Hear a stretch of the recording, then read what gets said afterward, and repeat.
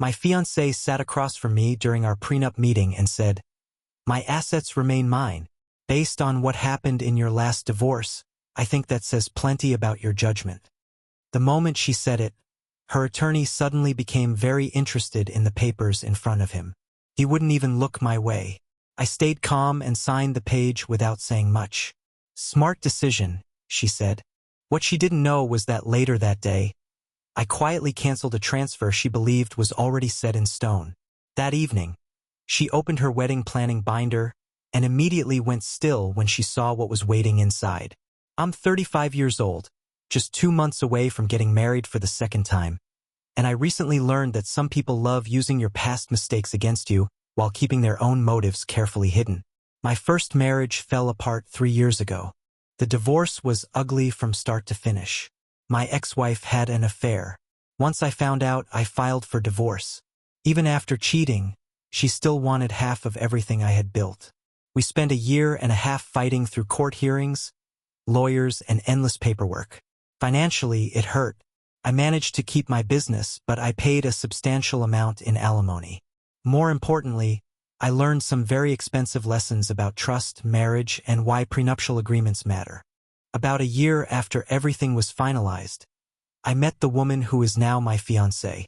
At least at the time, she seemed completely different from my ex-wife. She was successful, confident, and independent.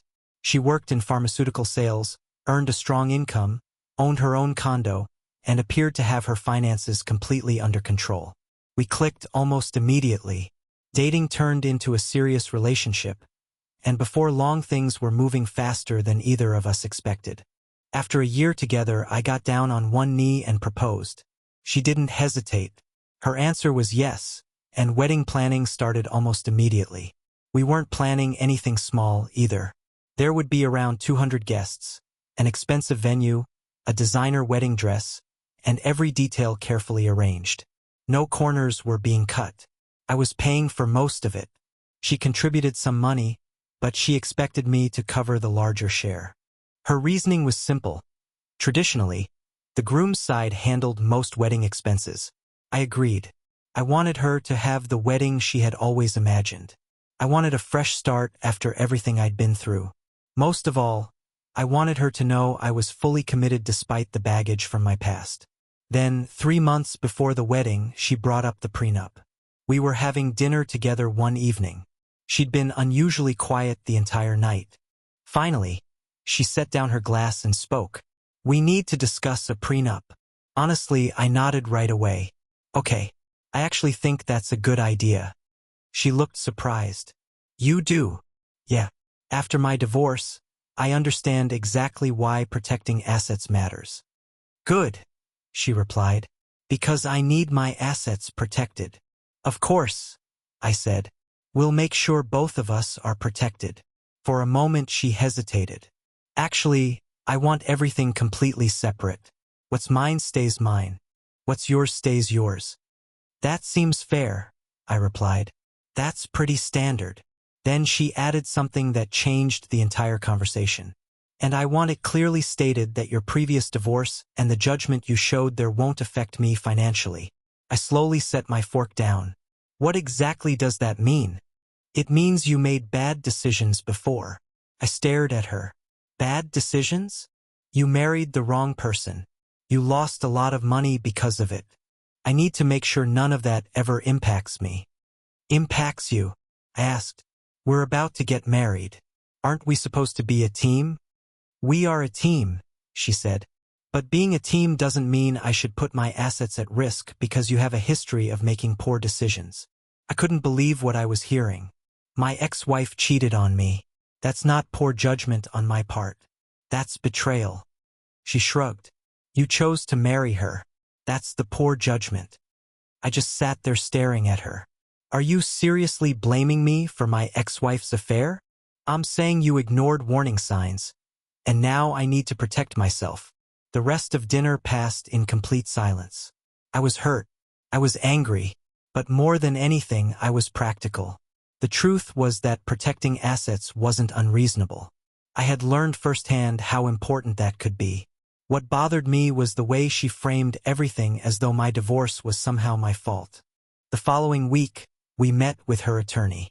She had already prepared the entire prenup before ever asking for my thoughts. It was simply finished and waiting for my signature. The meeting took place in a large conference room at her lawyer's office. There was a polished mahogany table in the center, floor-to-ceiling windows overlooking the city skyline, and an atmosphere that felt more like a business negotiation than wedding planning. Her attorney looked expensive. Tailored suit, perfect haircut, serious expression. He opened the document and began reviewing it point by point. All assets remain separate. No commingling of finances. No shared bank accounts. I listened quietly. Then he reached the section covering the house we had planned to buy together. According to the agreement, ownership would be divided unevenly. 67% for her. 33% for me. The justification was that she intended to contribute a larger down payment. I frowned. Hold on. We're splitting ownership 67 to 33? Based on financial contribution, the lawyer explained. The percentages are proportional. But we're getting married, I replied. Don't married couples usually split things 50-50? Before the attorney could answer, my fiancée jumped in. Not when one person has already proven they make poor financial decisions. I looked directly at her. Are you talking about my divorce again? She didn't back down. I'm talking about the fact that you lost a significant amount of money that could have been protected. I felt my jaw tighten. I'm not making that mistake again, she continued. Her lawyer suddenly became very interested in his paperwork again. He never looked up. It was obvious he was uncomfortable with how she was speaking. Anything else? I asked. Yes, he replied. The wedding expenses you've been paying are considered gifts. I raised an eyebrow. Meaning? They are not marital assets. If the marriage ends in divorce, you cannot seek reimbursement for those costs. I laughed softly. Why would I ask for reimbursement for my own wedding? You wouldn't, he said carefully, unless there was a divorce. In that case, you could potentially argue that you paid those expenses under false pretenses. I shook my head. I'm paying for the wedding because I want to marry her. And this clause protects both parties, he answered. I looked back down at the document. 17 pages. Every possible situation had been addressed. Every possible asset had protection. Or at least every one of her assets did. By that point, I was starting to realize exactly what kind of agreement was sitting in front of me. What do you think about this? Leave a comment and tell me whether you would have signed it. The more I read through the prenup, the worse it got. The debts from my previous divorce weren't mentioned once or twice. They appeared 3 separate times, each section carefully emphasizing that any obligations connected to my past remained mine alone and would never become the bride's responsibility. What really caught my attention was seeing my ex-wife referenced inside the agreement. There was an entire clause discussing prior marital failures and financial recklessness. I looked up from the document. Why is my ex-wife being mentioned in a prenup? Her attorney answered immediately. It's simply to clarify that any debts or obligations connected to your previous marriage remain solely your responsibility. I frowned. I don't have any debts from my previous marriage. The divorce settlement was paid in full years ago. It's precautionary language, he replied. Standard protection. I stayed calm and signed the page anyway. Smart decision, my fiancé said with visible relief. Thank you for understanding. I know some of this sounds harsh, but we both need protection. You're right, I replied. We do. When we left the office, she seemed completely different. Lighter, happier, like a huge burden had finally been lifted from her shoulders. The entire drive home she talked nonstop about wedding plans, flowers, music, guest seating arrangements. Meanwhile, I barely spoke. I was thinking, analyzing, preparing. That same evening, I scheduled a meeting with my own attorney, the same man who had guided me through my divorce. I handed him the prenup and explained everything.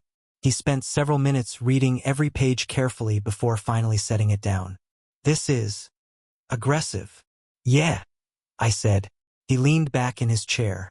She's protecting every dollar she owns while making sure you're solely accountable for everything you've ever lost. I know. He looked at me. Then why did you sign it? I smiled slightly. Because I already have a plan. The truth was, that plan had been forming for weeks. Ever since she started treating my divorce as evidence of poor judgment. Ever since she began acting like my painful past was somehow a flaw in my character. Several weeks earlier, I had transferred $30,000 into what I presented as our future house fund. She knew about the money. She had seen the transfer herself. As far as she knew, those funds were locked away and waiting for the home we planned to buy after the wedding. What she never bothered to verify was where the money actually sat. The account wasn't joint. It was solely in my name. I had opened it through my business and structured it as an investment account. When I told her it was our shared savings fund, she accepted it without question. She never checked. That money was supposed to represent my contribution to our future together. Now it was serving a different purpose. It had become my insurance policy. I'm reversing the transfer, I told my attorney. The $30,000, he asked. Every penny. He nodded. She thinks it's in a joint account designated for the house? Exactly. But it isn't. I shook my head. No. It's sitting in a business account, and today I'm moving it back into my personal account. She's eventually going to notice. Not until after she opens her wedding binder tonight. That got his attention. What's inside the binder? A copy of the prenup.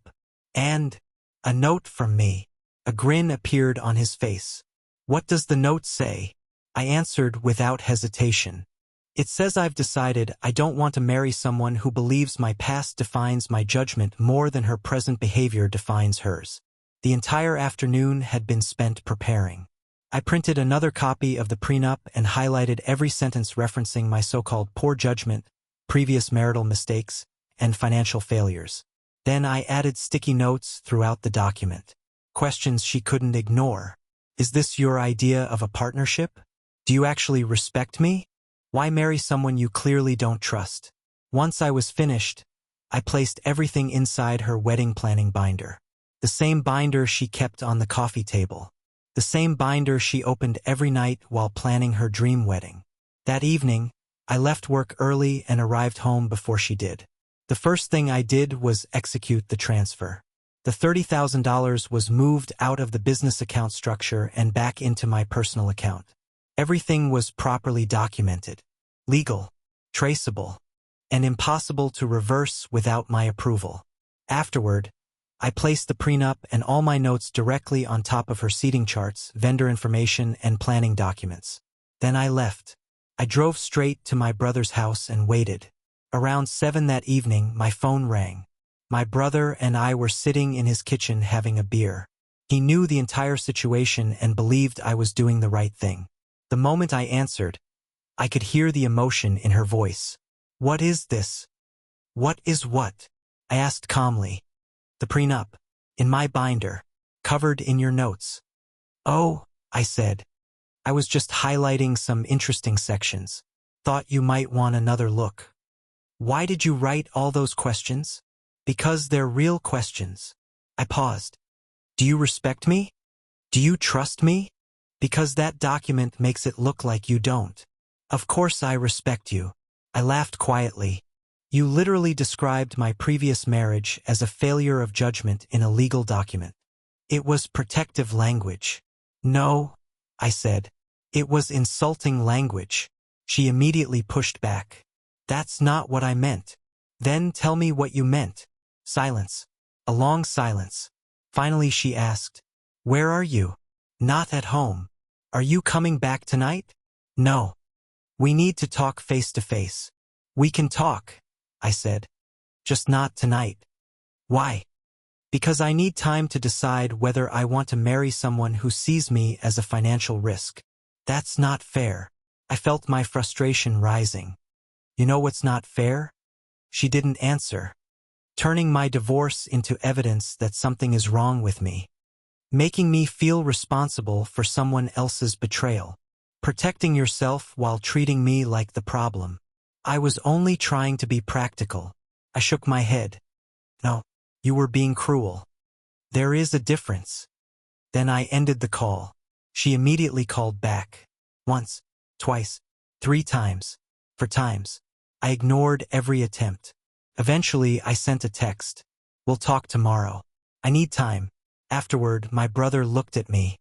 What about the money transfer? I shrugged. She'll probably notice tomorrow when she checks the account. She's going to lose her mind. Good. I stared into my beer. For once, she can experience a little of what I've been feeling. That night, I slept on my brother's couch. Or at least I tried to. My mind wouldn't stop racing. I kept thinking about the wedding, the guests, the deposits, the plans. Everything that seemed to be collapsing right in front of me. The next morning brought another surprise. At exactly 8 o'clock, she showed up at my brother's apartment. I was sitting in the kitchen drinking coffee when the doorbell rang. She looked exhausted, like she hadn't slept for a minute. My brother answered the door. He doesn't want to see you. I know, she said softly. But please, I need to talk to him. I walked over. What do you want? She looked at me desperately. I want to explain. I want to apologize. I want to fix this. I shook my head. You can't fix it. Please, let me try. I stepped outside and quietly closed the door behind me. You have 5 minutes. She nodded immediately. The prenup was wrong. The language was wrong. I shouldn't have written it that way. I folded my arms. Then why did you? She lowered her eyes. Because I was scared. I waited. My friend went through a terrible divorce last year. She lost almost everything. She told me to protect myself no matter what. I looked at her. So your solution was to protect yourself by insulting me? I never meant it as an insult. I couldn't believe she still didn't understand. How else am I supposed to take phrases like previous marital failure and financial imprudence? How else should I interpret being blamed for my ex-wife's affair? I wasn't blaming you. Yes, I replied firmly. You were. I took a step closer. The entire document was built around protecting you from my so-called poor judgment. Then I asked the question she clearly wasn't prepared for. What about your judgment? She blinked. What? You're marrying someone you obviously don't trust. I do trust you. No, I said quietly. You don't. I paused before continuing. And honestly, I'm not sure I trust you anymore either. The color immediately drained from her face. What does that mean? It means I don't know if we should be getting married. For a moment she looked completely stunned. Are you calling off the wedding? I'm saying I need time to decide whether I want to spend my life with someone who views me as a liability. You're not a liability. Then why does your prenup read like I am? This time she had no response. She just stood there, silent, lost. Then I asked one final question. Did you check the house fund account? She frowned. No. Why? Go check it. I turned toward the apartment door. Then we'll talk. Without another word, I went back inside and left her standing on the sidewalk. A few seconds later, she pulled out her phone. From the window, I watched her check the account. The expression on her face changed instantly. First confusion, then anger, and finally pure panic. What would you do in this situation? Leave a comment with your thoughts. A few seconds later, she started pounding on my brother's front door. What did you do with the money? I opened the door and looked at her. I reversed a transfer. What transfer? The $30,000 I moved into what you thought was our house account. Her eyes widened. You took it out? Yeah. I nodded. Turns out it was never a joint account. It was a business account under my name. I moved the funds back to my personal account. You can't just do that. I already did.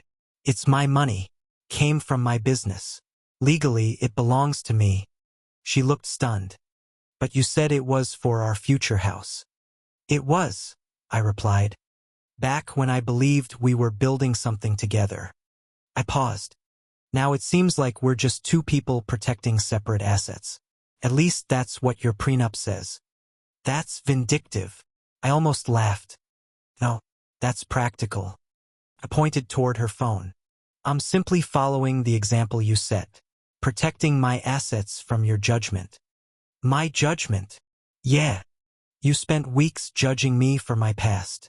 Now I'm evaluating you based on your actions in the present. I shrugged. Seems pretty fair to me. At that point, tears started rolling down her face.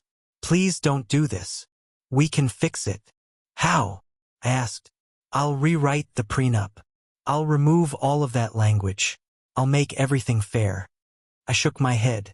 This stopped being about the prenup a while ago. Then what's it about? Respect. I looked her directly in the eyes. And right now, I don't feel respected. I respect you. I love you. I let out a slow breath. No.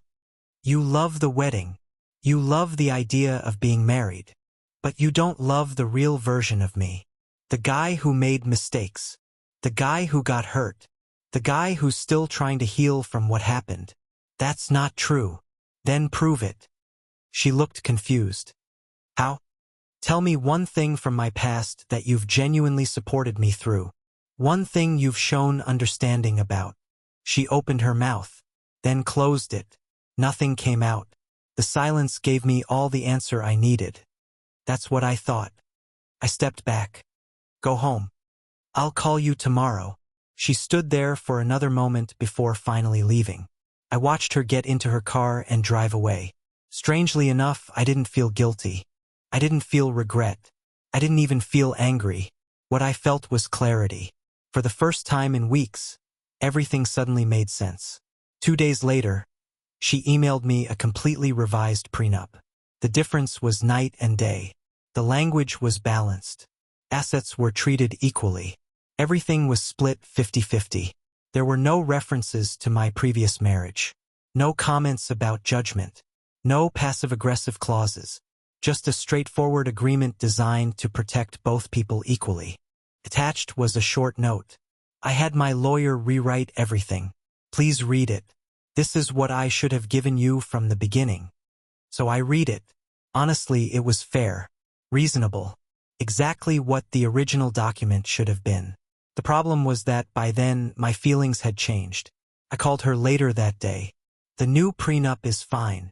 Relief immediately flooded her voice. So we're okay? We can move forward? No. Silence. Then she asked quietly, what do you mean? The prenup isn't the issue anymore. Then what is? The fact that you saw me as a risk until I pushed back. That's not true. It is. You only changed when you thought you were going to lose me. She immediately disagreed. No, I changed because I realized I was wrong. I sighed. Did you realize that before or after I took my money back? Before or after I challenged you? Before or after you realized I wouldn't quietly accept being treated that way? She didn't answer. I continued. If I hadn't reversed that transfer, would you have reconsidered the prenup? If I hadn't left notes in your binder, would you have changed anything? Silence again. That silence told me everything. Exactly. You changed because I forced the conversation. Not because you wanted to have it. Her voice cracked. What do you want from me? I want you to understand that marriage isn't supposed to be about defending yourself from your spouse. It's supposed to be about building something together. Even when it's uncomfortable. Even when it's scary. I get that now. Do you? Or are you just telling me what you think I want to hear? I mean it. I paused. Then tell me about a time you were vulnerable with me. A time you took an emotional risk. A time you trusted me completely. She couldn't answer. We had been together for a year. We had planned an entire wedding. Yet she couldn't think of a single example. And that's when I finally understood the real problem. She wanted complete vulnerability from me. She wanted trust, commitment, risk, but she wasn't willing to offer those same things herself. I can change, she said. I can learn to be vulnerable. I shook my head. That's not how it works. You can't force vulnerability. It happens naturally. And apparently it never happened between us. After a long pause, she asked the question both of us had been avoiding. Are you calling off the wedding? I rubbed my forehead. I'm saying I need more time. Time to decide whether this relationship is what I actually want. Whether you're the person I want to spend my life with. How much time? I don't know. A few weeks. Maybe longer. The wedding is only 2 months away. I know. We may need to postpone it. Or cancel it. The word hit her hard. Cancel it? We've already paid for everything. The venue. The caterers. Everything. I nodded. Money can be refunded. Or lost. Either way, that's still better than marrying the wrong person. I'm not the wrong person. Maybe. I paused. Maybe not. But I need to be sure. Over the next 3 weeks, I stayed with my brother. I spent a lot of time thinking. I started therapy, talked with friends, examined every part of the relationship. Eventually, I realized something uncomfortable. I had been so focused on avoiding another betrayal that I'd ignored warning signs right in front of me. The prenup wasn't the real issue. It was just the final symptom. Looking back, I could see other patterns. Her need to control every wedding decision. Her insistence that things be done her way. The subtle criticism she'd made about my past throughout our relationship. Piece by piece, it became clear. She treated me more like a project to manage than a partner to build a life with. At the end of the 3rd week, I made my decision. I called her. We need to meet. Okay. When? Tonight. At the coffee shop where we had our first date. There was a long pause. Is this about the wedding? Yeah. It is. She arrived early. I could tell she was nervous. When I walked in, I was carrying a folder. I sat down across from her. I've made my decision. Her hands tightened around her coffee cup. And I looked her straight in the eye. I'm calling off the wedding. Her face immediately collapsed. Why? Because I deserve better. Because you never truly saw me as an equal. You saw me as someone you needed protection from. That's not true. It is. The prenup proved it. The way you reacted when I moved my money proved it. The fact that you could never be vulnerable with me proved it. Tears filled her eyes. I can change. I told you that. I don't want you to change for me. I shook my head. I want you to be with someone you naturally trust. And that person isn't me. Don't I get a say in this? You already had your say. She stared at me. What does that mean? It means you made your choice when you wrote that first prenup. The moment you labeled me financially irresponsible. The moment you highlighted my so-called poor judgment. That was your statement. I pushed the folder across the table. What's this? Vendor contracts. I've canceled everything I personally paid for. You'll need to handle the rest. Her eyes widened. The venue isn't refundable. I know. You insisted on that venue. So that cost belongs to you. She looked horrified. You're making me handle this alone? I gave her a sad smile. You wanted separate assets. You wanted separate responsibilities. Well, this is what separate looks like. That's cruel. No. It's honest. I'm not willing to marry someone who treats me like a liability. Someone who uses my past as a reason to control the present. She wiped tears from her face. What about the ring? Keep it. Sell it. Throw it into a lake. I honestly don't care. It was a gift. Not an investment. And what about us? I looked at her for a long moment. There is no us. There's you protecting yourself. And me trying to build a partnership. Those two things don't fit together. She broke down completely. I love you. I felt a lump in my throat. Maybe you do. But not enough to take a risk. Not enough to trust. Not enough to build something real. I stood up. Take care of yourself. Find someone you genuinely trust. Someone you don't feel the need to protect yourself from. Then I walked away. She remained at the table crying. I felt bad. I really did. But underneath the sadness was relief. I hadn't just avoided an awkward wedding cancellation. I had avoided a marriage built on mistrust.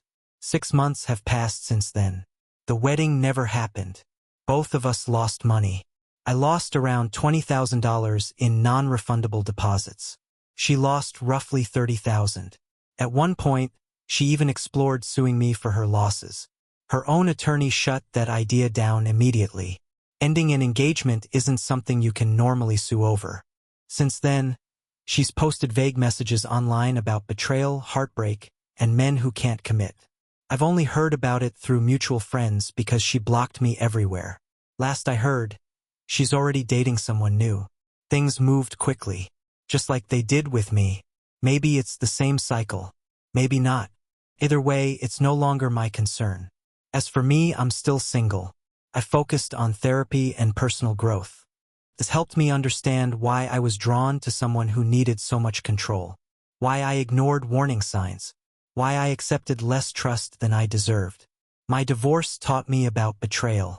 This broken engagement taught me something different.